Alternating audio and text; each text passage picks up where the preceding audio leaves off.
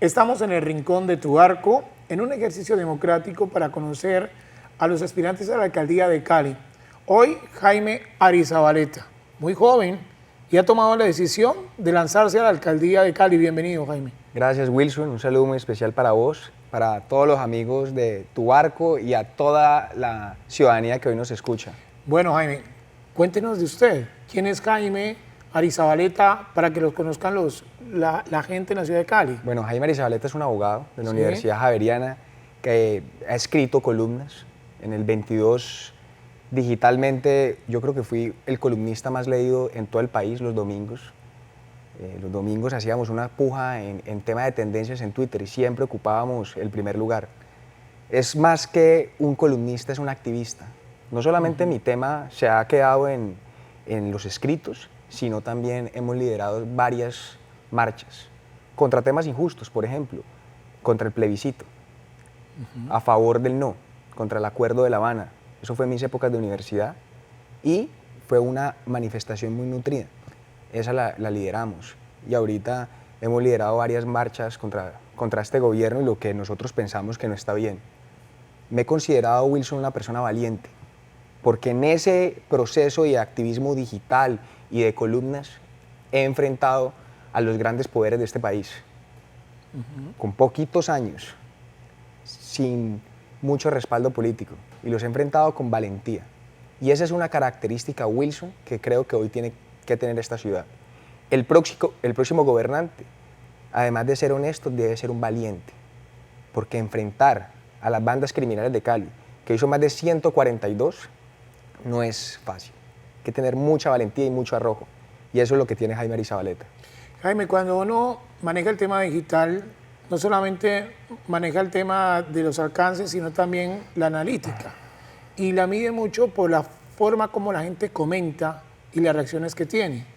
En todo esto que usted ha sembrado durante los últimos años de ese activismo, y mucho de derecha, ¿en qué se ha encontrado? ¿En respaldos, en odios permanentes, en amenazas? ¿Cómo ha sido eso? Pues naturalmente soy un gran polarizador y eso no me da pena decirlo, y no es un tema de ahora, es un tema desde chiquito. Desde chiquito en el jardín todos sabían quién era Jaime Arizabaleta por X o Y razón. Esa forma mía de comportarme y de siempre actuar como soy, sin libretos, decir lo que pienso de manera sincera, obviamente me ha traído aplausos, pero también me ha traído muchos rechazos. Pero entiendo que yo siempre hago un balance. Si los aplausos superan las rechiflas, uno va en el camino correcto. Porque incluso las rechiflas hay veces son importantes en el sentido que no hay nada mejor que, por ejemplo, los ataques que me hacen a mí son espantosos. Entonces eso ha despertado también que la gente se solidarice. Me ha generado esto también muchas dificultades en el orden personal, decenas de amenazas contra mi vida, seguimientos. Y he tenido, digamos, el arrojo de no parar, de no parar. Y ahí vamos. ¿Y sabe qué me gusta? A mí no me gusta victimizarme. Yo estoy muy consciente de lo que hago, estoy muy consciente de mi mensaje y qué implica, cuáles son los efectos de mi mensaje. Y sigo. ¿Por qué sigo? Porque este país y esta ciudad necesita cambiar. Usted ha tenido en un panorama nacional muchas temáticas y uno se sorprende cómo una persona como usted hace tendencia los domingos superando a medios de comunicación, superando a columnistas que han sido de reconocimiento. Eso no es nada fácil, pero uno termina dándose cuenta que no es el medio, sino el contenido el que supera los alcances. Sí, y Wilson, y yo paradójicamente yo no me siento un gran escritor. Si a mí me ponen a decir quién escribe mejor, si Daniel Coronel o yo, por supuesto que Daniel Coronel escribe mucho mejor que yo. Es un periodista y así todo le ganamos. ¿Por qué le ganamos? Porque sabemos generar pasiones en la ciudadanía. Y lo que te digo, muchos de esos periodistas connotados, como Daniel Coronel y como otros, tienen agendas políticas, agendas de fuerzas de poder que los guían a hacer una u otra cosa. La gente se conecta con lo sincero. Y yo siempre he sido sincero. Por ejemplo, esta entrevista con usted, yo no me vine con un guión o no me vine que es que yo tengo que decir tal cosa o tal otra. Simplemente digo lo que pienso y eso es lo que hoy necesita Cali. Por ejemplo, un tema distinto, ahora me decían, Jaime, ¿usted por qué no se fue por firmas? Si es irse por firmas es hoy lo que está de moda. ¿Y sabe por qué no me fui por firmas? Por ejemplo, porque uno tiene que ser sincero en la vida. Yo no tengo por qué camuflarme como ciudadano, sabiendo que claramente tengo unas orillas políticas. Y muchos de esos que hoy se van por firmas tienen detrás congresistas, exgobernadores, exgobernadoras, grandes fuerzas de poder del empresariado. Yo, en cambio, digo, de frente. Yo soy una persona que se considera de derecha, aunque quiero despolitizar, y más tarde le cuento por qué quiero despolitizar esta tendencia, pero me considero una persona de derecha que voy a solicitar el aval natural del Partido Centro Democrático, que es del cual soy militante, del Partido Salvación Nacional, que es un partido muy afín a lo que yo pienso, con Enrique Gómez y lo que significó Álvaro Gómez, el partido del expresidente Pastrana. Yo creo que lo importante hoy, lo que hoy la ciudadanía está pidiendo es sinceridad por parte de los políticos, no ir andando con máscaras. Usted se identifica mucho con el expresidente Álvaro Uribe. Por supuesto. Yo... Ha sido como un padrino dentro de su carrera. Por supuesto. Yo fui su primer coordinador de juventudes en el Valle del Cauca y nacional. Él reconocía incluso que nosotros en el Valle éramos la mejor grupo de juventudes de todo el país. Yo le cuento una infidencia y por eso soy muy agradecido con él. Yo, quien ven ahorita, es una persona muy seria, una persona que no toma alcohol, una persona que no fuma cigarrillo, que no va de fiesta, pero eso es ahora, que hizo una transformación gigantesca de Cristo, que llegó a mi vida y cambió. Yo antes, Wilson, era un joven desastroso. Era un joven desastroso. Y cuando yo era un joven desastroso, la persona que me miraba y conocía mi talento y nunca me dejó solo y siempre me apoyó era Álvaro Uribe. De ¿Desastroso es? ¿Tocó fondo en qué? Como muchos jóvenes caleños y colombianos que tuvimos épocas, nunca de drogas, pero sí de una excesiva rumba. Y el alcohol, entre otras cosas, también es una droga en últimas. Una cosa es cuando usted lo toma de manera social, otra cosa es cuando usted ya comienza a tomarlo mucho. En esa época, que muchos jóvenes también hoy tienen ese tema, la única persona que me daba, digamos, un lugar fuerte era Álvaro Uribe, por eso yo soy tan leal. Esto que le estoy contando, otro candidato no le hubiera contado, porque le diría el asesor político que cuidado con contar eso. Yo a mí me importa un carajo, uno en la vida creo que tiene que ser transparente en todos los sentidos. Y comencé la vida política, digamos, con él, con su ejemplo, y le voy a decir algo, Cali es una ciudad que le debería dar mucho, le debe gratitud al presidente Uribe. ¿En qué sentido? Mis memorias de infancia, Wilson. Una vez bajó el ELN al lado del Colegio Bolívar a una compañerita mía para secuestrarla. Mis memorias de infancia, otro compañerito lo secuestraron en la iglesia de la María. Mis memorias de infancia, no se podía ir a comer sancochito al kilómetro 18 porque en la cabaña secuestraban. Esa era la Cali secuestrada, porque todas las ciudades sufrieron la inclemencia del terrorismo, pero Cali de las ciudades capitales fue la mayor. Y ese panorama cambió a partir del presidente Uribe. Entonces uno no entiende de dónde surge tanto anturibismo aquí, ¿cierto? Y en vez nosotros de elegir gobernantes firmes que pusieran la seguridad en primer lugar, lo que ha hecho los caleños es elegir o tibios o corruptos, pero nunca un gobernante, por lo menos en los últimos 20 años, que haya puesto la seguridad primero. Y eso fue lo que a mí me llevó a lanzarme a la alcaldía de Cali. Bueno, hablemos entonces de esta carrera de la alcaldía de Cali. ¿Cuál es su panorama? ¿Cómo ve la ciudad? ¿Y qué está dentro de su plan de gobierno si llega a ser alcalde de la ciudad? Pues mire, la situación en Cali es dramática no desde ahora, sino desde hace mucho tiempo. Y en lo particular en el tema de la seguridad. Usted mira, hoy somos el número 32, la ciudad número 32 más violenta del mundo. Cali hoy, Wilson, tiene más homicidios que Bogotá, teniendo Bogotá 3 o 4 veces más habitantes que Cali. Ese escenario no es desde ahora, sino que viene desde hace mucho tiempo. Incluso con la pasada administración de Armitage, tuvimos más número de homicidios. Y Cali no era la 32, Cali era la ciudad 17 más peligrosa del mundo. Entonces uno no se explica por qué no ha habido aquí gobernantes que pongan la seguridad de primero. por supuesto que el tema de seguridad ha sido muy fuerte, pero también nosotros tenemos muchísimos problemas. La movilidad en Cali es desastrosa, el sistema de transporte masivo. En algún momento, cuando empezó a andar eso, transportaba casi 900.000 personas, que eso es para lo que el sistema estaría hecho. Hoy, menos de 300.000 personas. Hoy el transporte pirata mueve mucho más gente que el mismo mío. En Bogotá, Wilson, para una persona esperar un Transmilenio se demora 3-4 minutos, en Cali puede demorar hasta 1 hora.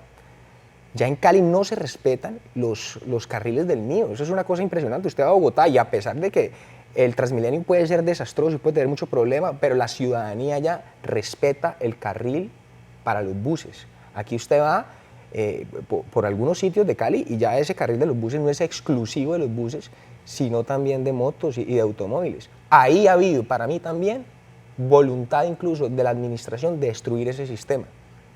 Entonces, por supuesto, nosotros venimos mal en muchos temas, pero esto se ha profundizado con la última administración. El tema de seguridad es administración. prioritario para usted, pero ¿cuáles serían las acciones en seguridad y en el tema de organizar también la movilidad de la ciudad? Mire, todo atado, y todo atado para mí con el tema de la autoridad. En la seguridad puntualmente, Cali tiene que elegir a alguien que sepa cuáles son sus funciones incluso constitucionales y cuál es la función constitucional y de ley del primer mandatario de la ciudad. Pues era el comandante de la policía.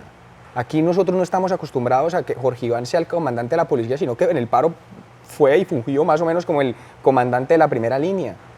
Nunca, incluso con Molano hablábamos, cuando Molano era ministro él tenía un problema grandísimo porque llegaba a Cali y decía cómo carajos, en toda Colombia ya levantamos los bloqueos, más del 90%, y en Cali cada que levantamos un bloqueo, el alcalde Jorge Iván Ospina se inventa alguna figura exótica para darle vocería a los de la primera línea y extender eso. Entonces, solamente el hecho, Wilson, que el alcalde actúe como tal, como comandante de la policía, que se encargue de la autoridad de esta ciudad, es mucho.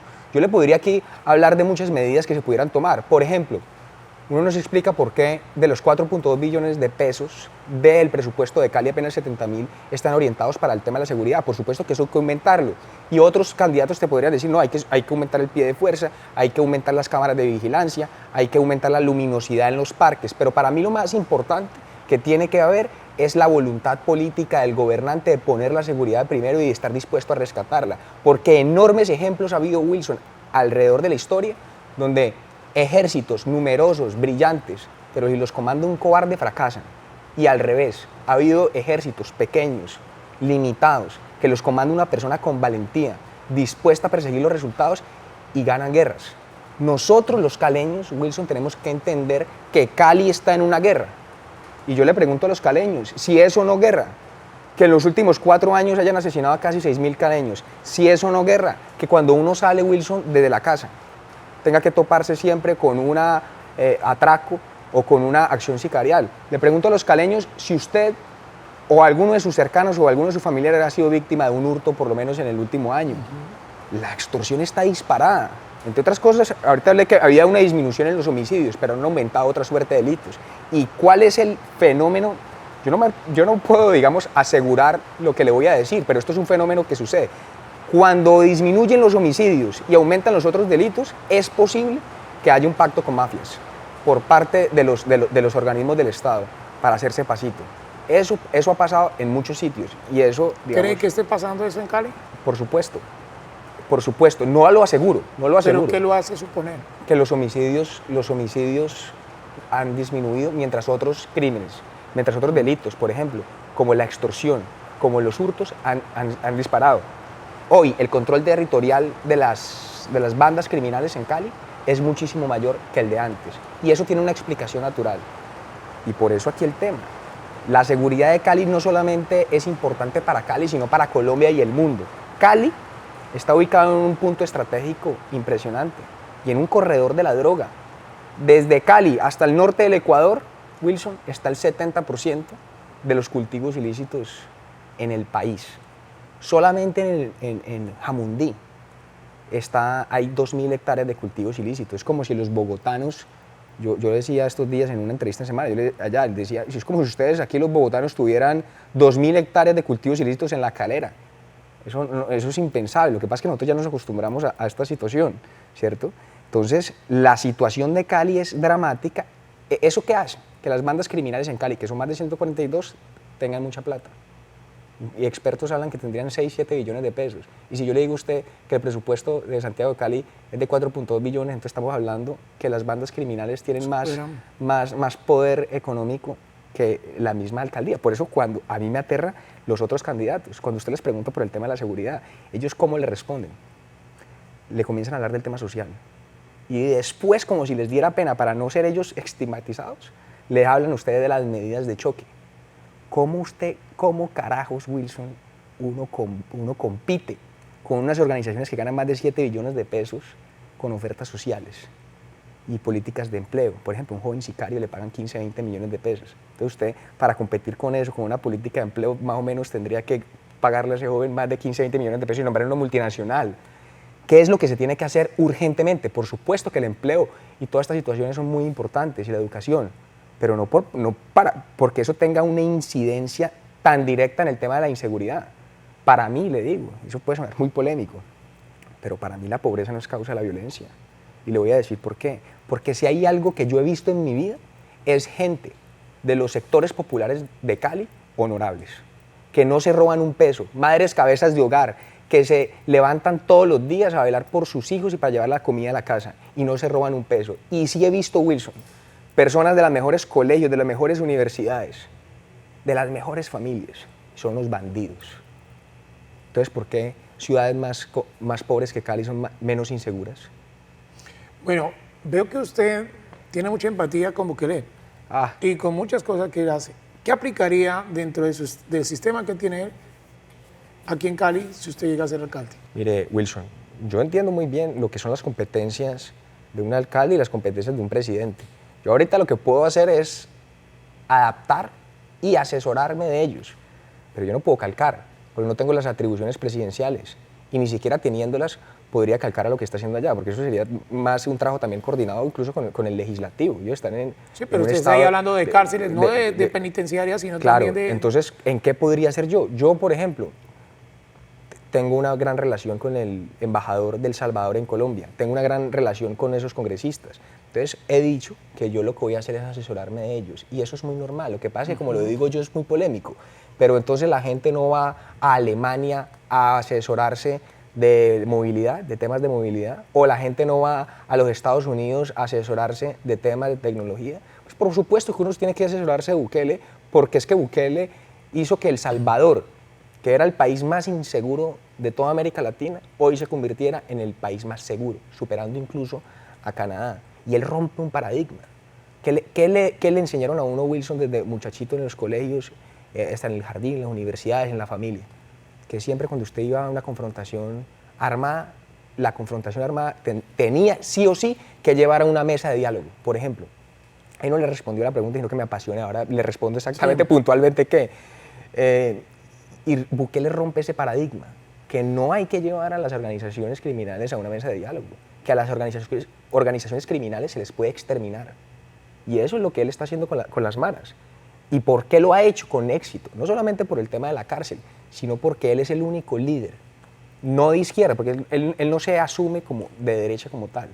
Él es una persona que piensa mucho en el pragmatismo, y creo yo también que esas etiquetas de izquierda, centro, derecha, eso no le hace bien a la democracia. La lucha contra la delincuencia no tiene, digamos, esas orientaciones, pero él que valora mucho el tema de los símbolos.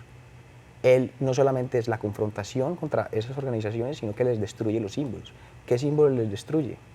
Las tumbas que tengan incorporadas las letras de las maras, se las destruye. Nadie puede llevar tatuajes haciendo alusión a las maras. Por supuesto que si usted tiene un tatuaje de un dragón, eso tiene absolutamente nada que ver. La cárcel es un símbolo, el Secot, porque ¿de qué otra forma se explica que El Salvador tenga 6 millones de habitantes, más o menos 7 millones de habitantes, y tenga una cárcel 10 veces más o mayor capacidad que la misma Picota? Para él la cárcel es un símbolo de autoridad que intimida a la delincuencia. Pero es que usted lo tiene como referente. ¿Cómo lo aplicaría en Cali? Por supuesto, en ese tema de la lucha contra los símbolos. ¿Y cómo lo haría? Puntualmente, ¿cómo lo haría? Puntualmente, acabar los símbolos del mal en la ciudad y elevar símbolos de autoridad. Símbolos del mal en la autoridad en la ciudad. No puede ser que enfrente de los edificios de la justicia esté una de las ollas de microtráfico más grandes de Colombia, el Calvario. Eso tiene que ser destruido, demolido. ¿Cómo es posible, por ejemplo, esa proliferación de grafitis haciendo un llamado a asesinar policías? Usted mira en la Quinta, una cosa es la libertad de expresión y usted incluso dentro de la libertad de expresión puede retar el establecimiento con un grafiti y puede poner Petro vagabundo, Petro ratero o lo que usted quiera, o Arizabaleta, lo que quiera. Eso hace parte de la esfera de la libertad de expresión. Pero como en la Quinta no han borrado grafitis, y los voy a borrar prontamente, esos que tienen estas características, haciendo alusión a asesinar policías. Y no se ha borrado, ¿cierto? Aquí yo creo mucho en la teoría de las ventanas rotas, entre otras cosas, que hay muchas cosas aquí de que hablar. Eso, otro símbolo del mal en la ciudad, que ya eso es un debate si eso hay que reemplazarlo o no, pero el tema de esto de Puerto Rellena, que representa eso, una época fea de nuestra ciudad, una época de bloqueos, una época... El monumento a la resistencia. Sí, la defensa y la resistencia. Lo que pasa es que yo no quiero adentrarme en el debate. ¿Lo quitaría? Yo no quiero adentrarme en ese debate, porque creo que esta ciudad tiene más problemas que eso. O sea, si yo al quitarlo le voy a solucionar el día a día a una señora que vende arepas en una esquina, que es madre cabeza de hogar y que vela por su familia, pues entonces lo quitamos. Pero yo no creo que eso haga la diferencia en el caleño común, ¿cierto? Y creo yo que eso puede llegar a configurarse como un hecho cumplido. Yo derribo eso y al otro día hay 10, ¿cierto? Entonces no creo que ahí llegue el asunto. Me lo han dicho muchas veces. ¿Usted por qué no dice eso? ¿Usted por qué no dice eso? Y le voy a explicar también por qué. Porque no quiero politizar esta campaña. Yo no quiero, y le digo al pueblo caleño, que esto se tome como un tema de derecha, ni tampoco y menos de centro y tampoco de izquierda. La lucha, Wilson, por la seguridad no depende de ideologías políticas. O usted cuando lo roban, le preguntan, señor, antes de robarle el celular, dígame una cosa, ¿usted es de izquierda, derecha, es uribista, usted es hincha de Arizabaleta, usted va a votar por Tulio? No, indiferentemente de sus inclinaciones políticas, usted lo roban, lo secuestran, lo extorsionan o lo asesinan.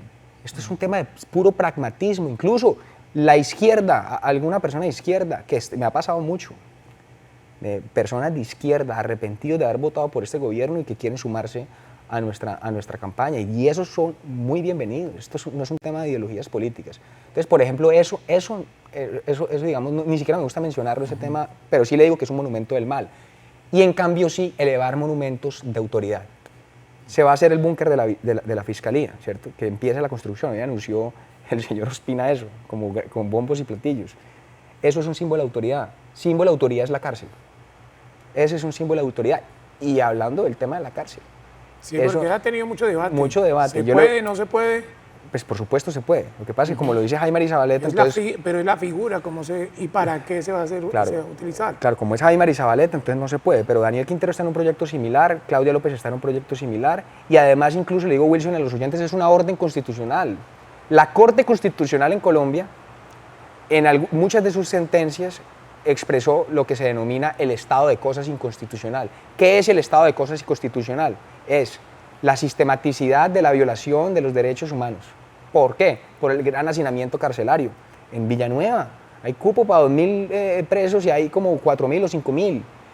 Como no hay ya cupo ahí, entonces está en las estaciones de policía, en las URIs, y nosotros tenemos a los policías que deberían estar en la ciudad cuidando a los ciudadanos, cuidando presos. Eso no es posible.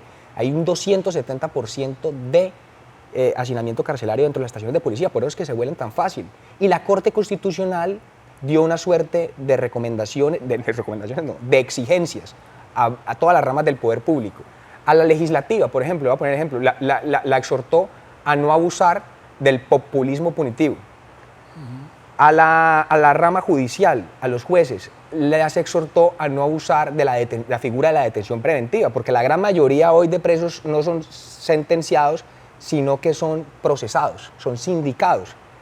Esos sindicados son competencia del alcalde de las ciudades, eso lo dice la ley, ¿cierto? Por eso cuando ellos dicen, la revista Cambio y todo, que Arizabaleta no puede construir una penitenciaría, pues por supuesto que no. Yo no puedo construir una penitenciaría porque los condenados están en cabeza del Ministerio de la Justicia y del INPEC, pero sí puedo construir un centro de reclusión preventiva porque los sindicados están en cabeza de las autoridades locales. Pero los centros de reclusión de los que estoy hablando también caben dentro de las cárceles. ¿Y ya de ¿cierto? hecho el ojo, como en qué sitios podrían ser? Eso ¿Y es- qué especificaciones? las especificaciones las tengo. Y es ¿Cuáles son? que no quede cerca de nada urbano, que no quede cerca de barrios, porque eso es un gran malestar para O la sea, no estamos ciudadanía. hablando de un centro, sino de varios, No, de reclusión. yo quisiera hacer una gran megacárcel, también para elevar ese símbolo de autoridad que le estoy diciendo, pero tiene que estar lejos de la ciudadanía, porque a la ciudadanía le molesta tener a estos presos ¿Y alados, dónde y se con le toda la imagina? razón. ¿En qué sitio? No tengo idea, pero eso tenemos que, a las afueras de Cali, en algún punto a las afueras de Cali muy lejano.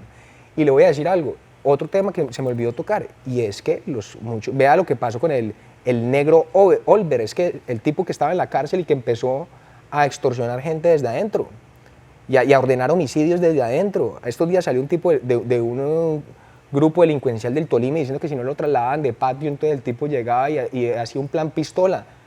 Eso es una cosa espantosa, eso no pasa en la cárcel de El Salvador.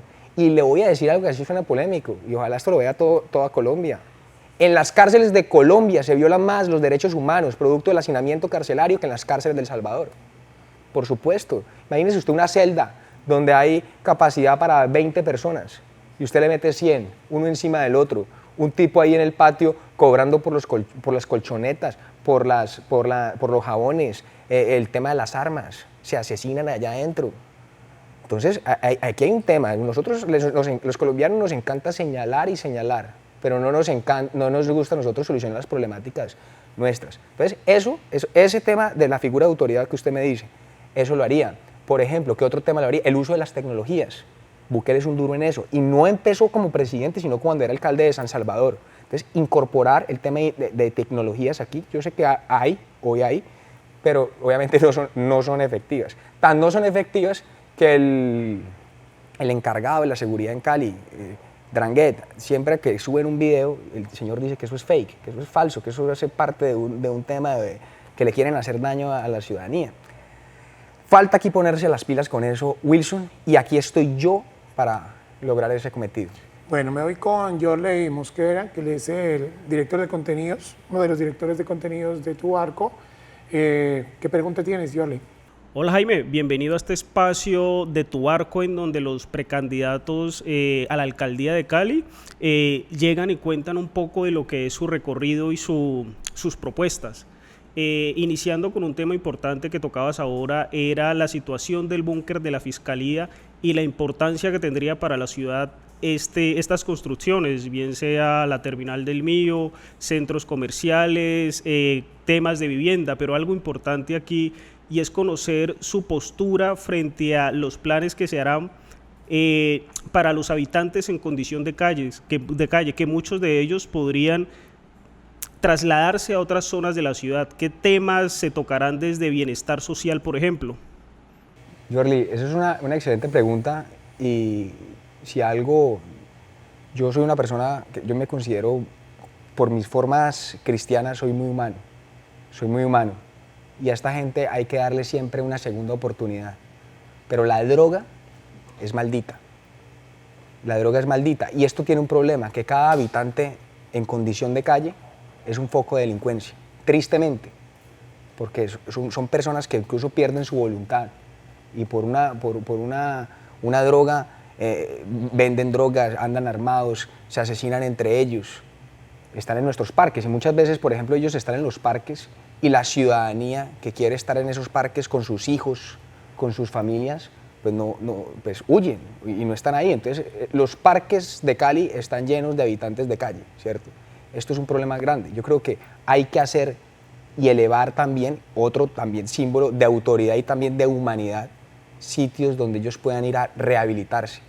En vez de megacárceles, megacentros de rehabilitación en la ciudad, a ver si solucionamos esa problemática. Pero es que es muy fuerte esa problemática mientras que nosotros estemos dejando que la ciudadanía esté llena de microtráfico. Vea ese problema. Es que Cali está inundada de microtráfico en todos los sentidos. Eso es un gran problema, pero lo que hay que hacer es elevar mega sitios de rehabilitación para los habitantes en condición de calle. Me dicen que tiene otra pregunta, Yorley. Otro punto importante que sería bueno conocer su postura como aspirante a la alcaldía de Cali es qué políticas, desde el tema de política pública obviamente, se deberían iniciar a replantear o a poner en funcionamiento frente a la comunidad en condición y los habitantes en condición de discapacidad en la ciudad. Ha sido una queja constante de muchos de ellos frente al tema de accesibilidad, ingresos, salida de edificios, el transporte público y demás situaciones en la ciudad en temas de arquitectura y organización. En ese tema, hace poquito estuve hablando con Bluman, un tipo muy interesante que conocí en el Inter, que venía a dar una charla y él hablaba y me decía: Jaime, cuando seas alcalde, lo único que te pido es que edificio que haya sin rampas de acceso para las personas con dificultad de movilidad, edificio que hay que volver a hacer o que se derribe. O, por ejemplo, si se va a hacer una construcción, exigir eso, que todo tenga rutas de acceso para las personas con discapacidades. Además porque tienen unas capacidades muy especiales. Jaime, bueno, es una pregunta que se lo he hecho a todos. 1 de enero del 2024, ya usted como alcalde, ¿qué haría ese día? Solicitar la asistencia militar al presidente de la República, que ojalá estuvieran en mi forma. Yo tengo la convicción que esta ciudad tiene que estar permanentemente militarizada. Y eso no debe generar una polémica. Eso es un tema de puro sentido común. Usted, por ejemplo, va a Ciudad de México y si usted se va a comer algo en Polanco y está la ciudadanía tranquila y los militares al lado, los únicos que deben temer a la presencia militar son los bandidos. Otro tema, las bandas delincuenciales de Cali, que son más de 142, muchas están equipadas incluso con armas muy sofisticadas, no con el simple revólver hechizo, sino con armas incluso largas. No hay nada que más intimide a un bandido que los militares. Tienen que parar la extorsión en la ciudad. Por ejemplo, la extorsión está, digamos, disparada, todos los comerciantes los están extorsionando. El gota a gota encima de los vendedores ambulantes. Yo le aseguro que toda esa andanada delincuencial se detiene, por lo menos se suspende en el tiempo mientras haya presencia militar. Y eso es un fenómeno, por ejemplo, que ha pasado en Buenaventura. Cuando a Buenaventura se le militariza, se congela el crimen. Con eso usted no soluciona el problema de fondo, porque hay muchos problemas de fondo, pero sí lo detiene por lo menos en un tiempo. Y creo que una ciudad como Cali necesita presencia militar permanente. Bueno, y ya para finalizar, ¿cuál cámara? Con la cámara, la del centro. Quisiera que le diga a usted a los caleños por qué tienen que votar por usted. Bueno, Wilson y pueblo caleño, yo soy una persona valiente, soy una persona con arrojo, soy una persona intachable, ¿cierto? Y nosotros tenemos que entender que en los últimos años ha habido dos grandes problemáticas. Primero, que nosotros vivimos en una guerra. Y nosotros, es como cuando alguien tiene un problema personal. Cuando alguien tiene un problema personal, para solucionarlo, tiene que estar consciente de la realidad. Nosotros no nos podemos meter pajazos mentales. Cali vive en una guerra. Y para enfrentar la guerra, nosotros debemos tomar medidas de choque. Y yo estoy dispuesto a hacerlo. Estoy dispuesto a arrinconar a todas las bandas criminales de esta ciudad, de visibilizarlos. Incluso le voy a decir, y le complemento, que usted, ¿qué haría el 1 de enero? Yo soy de los que creo que el alcalde no tiene por qué estar despachando exclusivamente desde el campo. Tiene que despachar desde las zonas inseguras de Cali. Entonces, la Comuna 15 tuve un problema gravísimo de inseguridad, me voy a despachar allá hasta que solucione el problema de inseguridad. ¿Por qué? Porque cuando esté allá en la Comuna 15, visibilizo a cada estructura criminal. Que aquí está extorsionando alias Jairito. Pongo carteles de búsqueda. La ciudadanía, cuando ve a su alcalde ahí presente, una cosa es la autoridad por allá lejos en las redes sociales diciendo que ofrece recompensa, pero otra cosa es el alcalde ahí en el terreno diciendo ofrezco recompensa por este bandido. Al otro día ese señor cae, porque cuando usted ofrece recompensa lo venden hasta los hijos, los hermanos, los amigos lo venden y cae ese bandido. Me comprometo al tema del despacho itinerante, el tema de la corrupción. Yo no sé por qué la ciudadanía caleña y vallecaucana es tan permisiva con eso, Wilson. ¿Cómo carajos? Aquí la gente no se ocupa en indagar las fortunas de los políticos locales. ¿Por qué son tan ricos? ¿Por qué tienen esas mansiones? ¿Dónde están entonces sus empresas? ¿Están generando sí, empleo o qué? ¿De dónde vienen sus fortunas? En un pueblo de España, en Málaga, una vez detuvieron a un alcalde de allá por corrupción. Iban todos los domingos, después que liberaron al tipo, la ciudadanía a quebrarle las ventanas al tipo, porque hay cero tolerancia con la corrupción. Aquí no, aquí está de moda que roba pero haga. Si roba, roba, como dice Diana, si roba, roba, que robe poquito, ¿cierto? Y eso es lo que nosotros no podemos tolerar. Entonces, esos son dos grandes enemigos aquí. Uno es la situación de guerra y la situación de corrupción tan berraca. Aquí me puedo quedar horas diciendo el problema para la educación, el problema para el tema de la movilidad, no sé qué, pero nada hacemos si estos políticos bandidos nos siguen robando los recursos. ¿De dónde vamos a sacarlos si nos van a seguir robando los recursos? Entonces, yo soy garantía de, llego allá y saco a todos los ladrones. Y una de las cosas por las cuales lo hago, y por eso pido la ayuda de todos, es que esto es una campaña sin vallas. Esto no es una campaña sin cientos de millones de pesos aquí en la campaña, ni equipos gigantes. Además que me parece eso ofensivo en una situación de pobreza como la de Cali. Nuestras armas es la opinión, el celular, el voz a voz, el WhatsApp, ¿cierto? Entonces, si yo me monto a la alcaldía por medio de un ejercicio 100% de opinión, puedo darme el lujo de gobernar sin politiqueros, sin ningún compromiso, y los saco a todos, y de confrontar a los bandidos. Ese soy yo, caleños, y créanme que tengo toda la convicción que si yo llego a ser alcalde, esta ciudad mejora y ganamos la guerra a los bandidos. Aymar y Zabaleta, gracias por Wilson, venir. gracias a usted por este espacio, y me encanta el sitio y toda la cosa. Y lo seguiremos invitando porque el ejercicio democrático continúa y lo vamos a hacer con ciudadanos. Muchas gracias, Wilson. Y a ustedes los invitamos a ver todo este contenido de democracia en la ciudad de Cali, en nuestro canal de YouTube, también en nuestras redes sociales. Hasta pronto.